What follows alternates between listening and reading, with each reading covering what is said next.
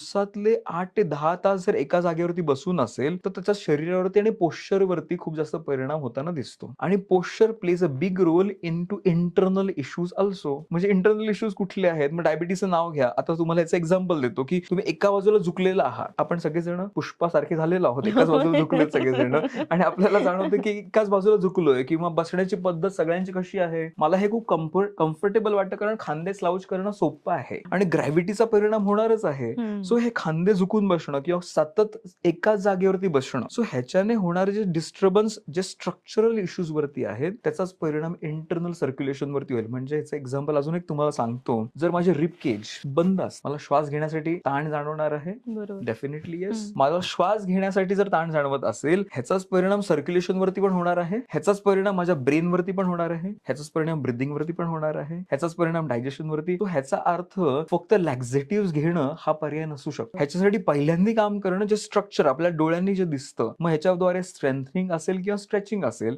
ह्या माध्यमातून ह्या बॉडीवरती जे आपल्या डोळ्यांनी दिसतं ह्याच्यावरती जर काम केलं, तर आपल्या शरीरामध्ये जे इंटरनल फंक्शनिंग चालतात, ज्याच्यावरती आपण डायरेक्टली कंट्रोल नाही आणू शकत, ह्याच्यावरती पण काम व्हायला मदत होऊ शकेल. आणि अशी कितीतरी उदाहरणं आमच्याकडे आहेत.